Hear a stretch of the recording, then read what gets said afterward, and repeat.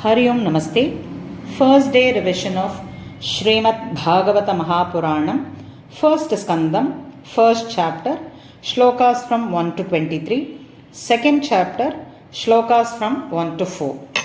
Atha Srimad Bhagavate Mahapurane Prathamaskande Prathamodhyayaha. Om Shri Hare Namaha. Om Shri Hare Namaha. Om Shri Hare Namaha. Gopika Jivana Smaranam Govinda Govinda Janmadyasya Yatonvayaditaratas Charteshva Bhignaswarat Tene Brahma Hridaya Adikavaye Muhyanti Yat Surayaha Tejo Vari Mridam Yatha Vinimayo Yatratra Sargo Mrisha Dhamna Svena Sada Nirastakuhakam Satyam Param Dhimahi Dharmah Projitakaitavotra Paramo Nirmatsaranam Satam Vedyam Vastavamatra Vastu Shivadam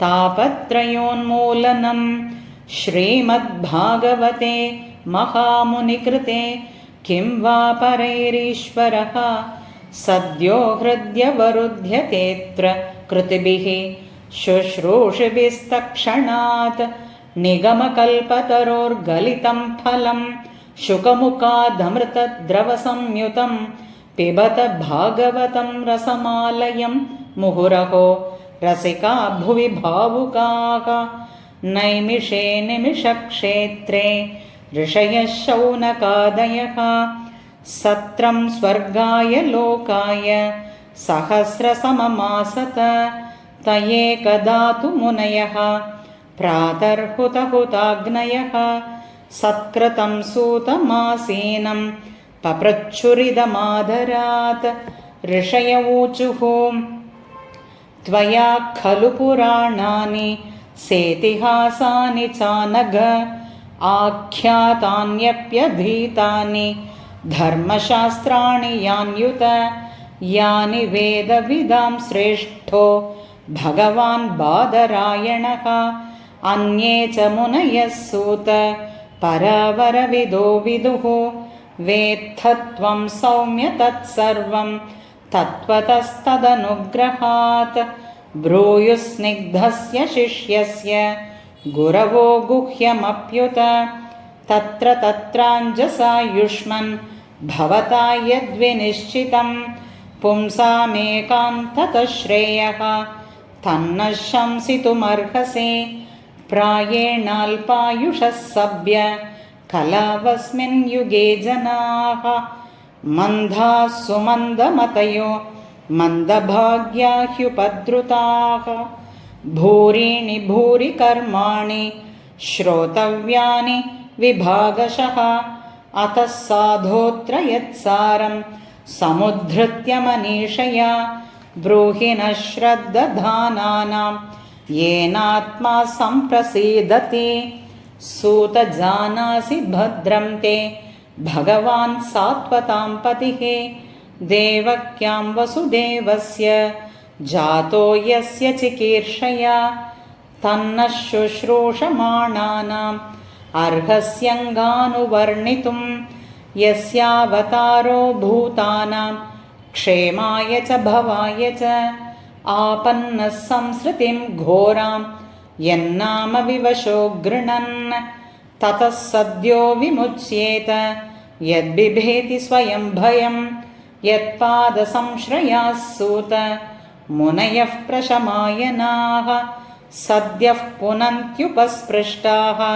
Swardunya Ponu Sevaya Kova Bhagavatastasya Punyashlokedya Karmanaha Shuddhi Kamo na Shrunuyat Yashah Kalimalapaham Tasya Karmanyudarani Parigitani Suribihi Bruhina Shraddha Dhananam Leelaya Dadatah Kalaha Athakyahi Harer Dhiman Avatara Katha Shubhaha Leela Vidadata Swairam Ishvarasyatma Mayaya Vayam tu na vitrupyama उत्तमश्लोकविक्रमे यच्छृण्वतां रसज्ञानां स्वादु स्वादु पदे पदे कृतवान् किल वीर्याणि सह रामेण केशवः अतिमर्त्यानि भगवान् गूढः कपटमानुषः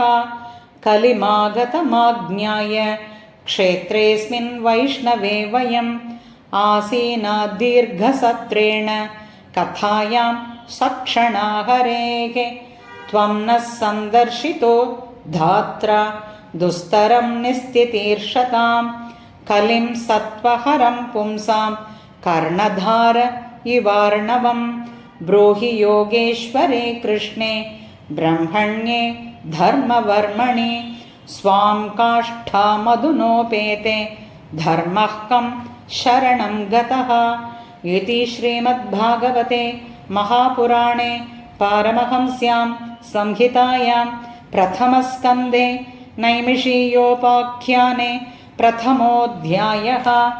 ॐ श्री हरये नमः। ॐ श्री हरये नमः। ॐ श्री हरये नमः। गोपिका जीवनस्मरणं गोविन्द गोविन्द।